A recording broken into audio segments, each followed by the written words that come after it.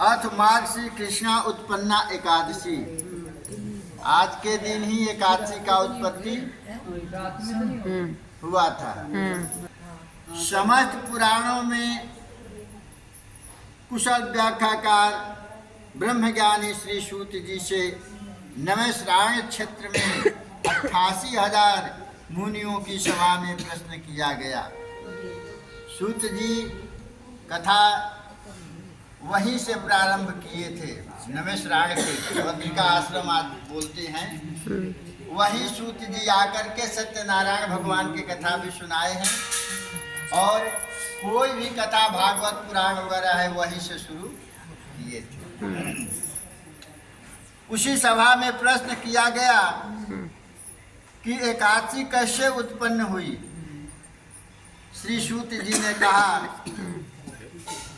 कि ऋषि मुनियों समस्त मनुष्यों को अनंत पुण्य प्रदायिनी एकादशी की उत्पत्ति के संबंध में धर्मराज युधिष्ठिर ने भी अपने पंचम अश्वमेध यज्ञ के समय प्रश्न किया था। हे मुनियों, वह सारा वृतांत मैं आपको सुनाता हूँ। श्री सूत जी ने कहा कि धर्मराज युधिष्ठिर ने भगवान श्री कृष्ण से पूछा कि भगवान, पुण्यमयी एकादशी की उत्पत्ति कैसे हुई। इस एकादशी की समस्त महिमा मुझे सब विस्तार सुनाने की कृपा करें। भगवान वासुदेव ने प्रसन्न होकर कहा, हे कुंती नंदन, मैं उत्पन्ना एकादशी की कथा सुनाता हूँ, ध्यान पूर्वक सुनिए, श्रवण करो। भगवान श्री कृष्ण ने कहा, हे पांडव श्रेष्ठ, सतयुग में मूर नाम का दानव था। यह अपार शक्ति वाला था, अत्याधिक क्रूर और संपूर्ण देवताओं का घोर शत्रु था। उसने अनायास ही इंद्रादि देवताओं को परास्त कर दिया, बिना मतलब के चढ़ाई कर दिया। मूर राक्षस से व्याकुल हुए इंद्र, आदित्य, वसु, वायु, अग्नि, चंद्रमा आदि अपनी रक्षा के लिए देवादिदेव महादेव जी की शरण में गए। देवताओं ने अत्यंत दीन भाव से भगवान शंकर से कहा, अपना दुख सुनाया। भगवान आशुतोष शंकर ने देवताओं के दुख से द्रवित होकर उन्हें सलाह दिया कि राक्षस मूर का अंत भगवान विष्णु की शक्ति से ही संभव है। अतः समस्त देवगण भगवान विष्णु की शरण जाए। भगवान शंकर का आदेश मानकर समस्त देवता भगवान विष्णु के समीप पहुँचे। देवेंद्र ने बड़ी विनम्रता से भगवान विष्णु की स्तुति किया। देवताओं ने कहा, हे अशरण के शरण देने वाले, आप समस्त देवताओं द्वारा स्तुति योग्य हैं। आपको बारंबार प्रणाम करता हूँ। हे देवरक्षक, कमल नेत्र मधुसूदन, आप देवताओं की रक्षा करें। हे देवेश्वर, ताल जंग नामक असुर का पुत्र मूर चंद्रावती नामक नगरी में रहता है। उसने देवलोक पर अपना अधिकार कर लिया, सभी को वहां से भगा दिया है। उसने देवताओं को समस्त स्थानों से वंचित कर दिया। जितना देवताओं का स्थान था वहां से सब भगा दिया। यह सुनकर देवरक्षक भगवान विष्णु ने कहा कि हे देवगण, आप धीरज धरें, मैं इस मूर राक्षस से आपकी रक्षा करूंगा। भगवान विष्णु के वचन सुनकर इंद्र आदि देवताओं के साथ भगवान चंद्रावती नगरी में गए। चंद्रावती नगरी में देवताओं की ओर से युद्ध को तत्पर भगवान विष्णु और अपनी समस्त शक्ति के साथ मूर और विष्णु भगवान आमने सामने खड़े हो गए। देवताओं ने देखा कि दैत्य मूर अपनी सेना की शक्ति पर अभिमान करते हुए गरज रहा है। दीनवत्सल भगवान विष्णु ने अपने चक्र एवं गदा से राक्षस सेना पर इतने भीषण प्रहार किए कि राक्षस मूर की सेना छिन्न भिन्न हो गई।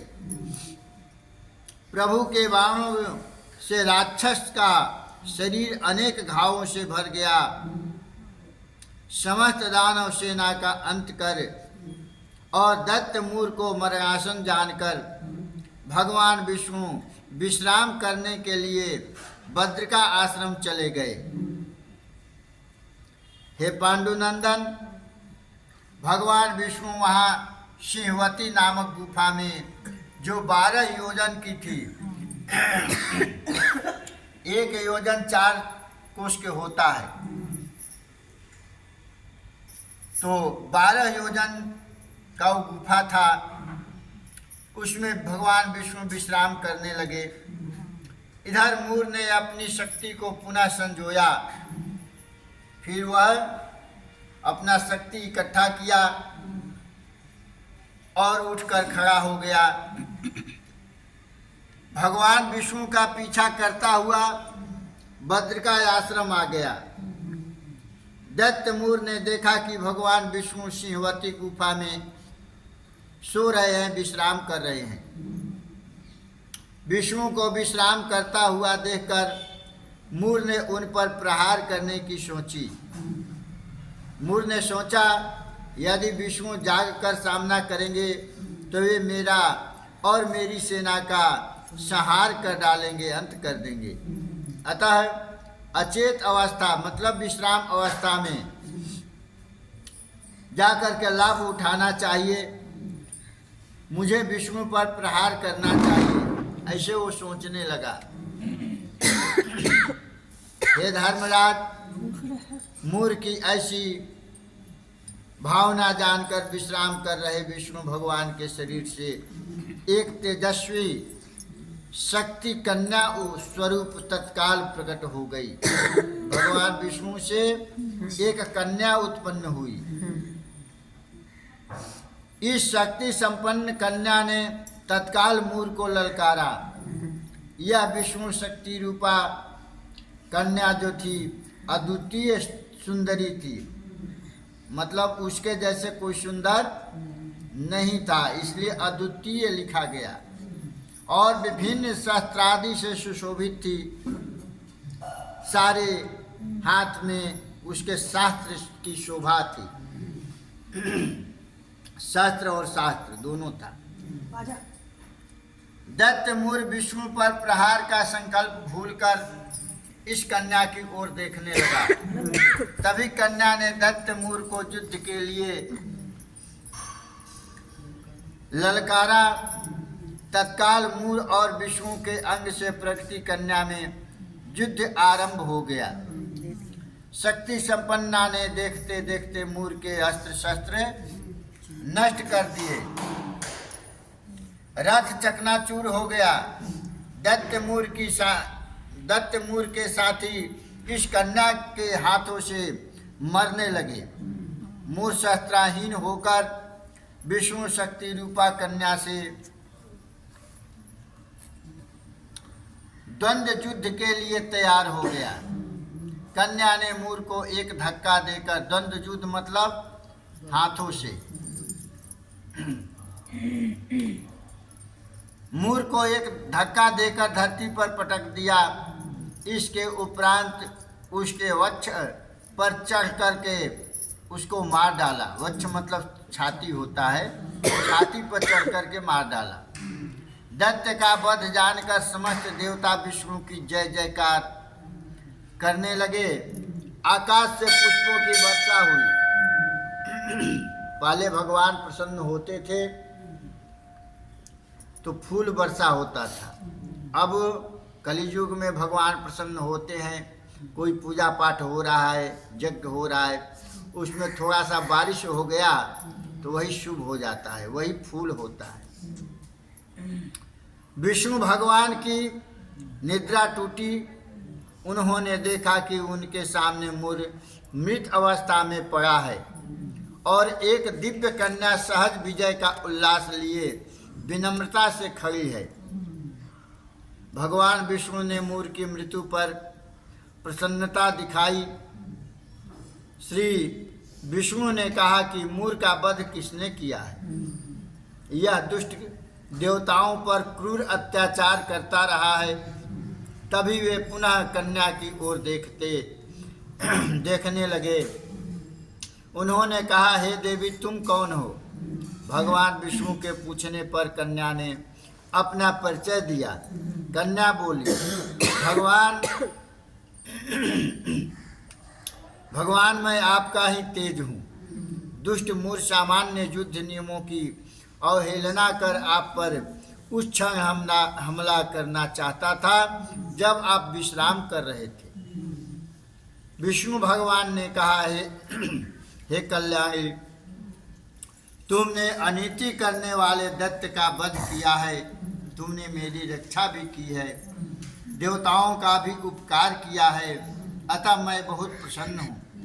तुम जो वर चाहो मांग लो। कन्या ने कहा, प्रभु, आपकी कृपा से मैं समस्त तीर्थों से अधिक महत्वपूर्ण तथा अपने भक्तों को मनवांछित वर देने वाली बनूं। श्री भगवान ने एवमस्तु कह आशीष दिया।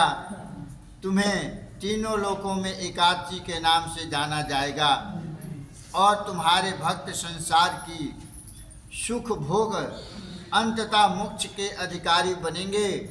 भगवान ने कहा, हे देवी, जो साधक मतलब साधना करने वाले, तपस्या व्रत करने वाले को साधक कहा गया। जो साधक तुम्हारा व्रत करेंगे और तुम्हारे महात्म्य को पढ़ेंगे अथवा सुनेंगे, वे मोक्ष के अधिकारी कहलाएंगे।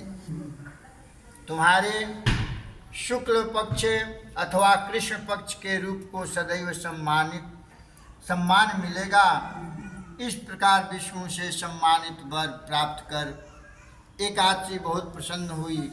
श्री कृष्ण भगवान बोले, हे पांडुनंदन, जो व्यक्ति एकादशी महात्म्य की इस कथा को पढ़ेगा अथवा श्रवण करेगा, अनंत पुण्य का भागी बनेगा। एकादशी व्रत श्रद्धा भक्ति के साथ और शास्त्र सम्मत विधि से करना चाहिए। श्रद्धा भी होना चाहिए, भक्ति भी होना चाहिए, और जो शास्त्र में लिखा है उसके अनुसार ही करना चाहिए।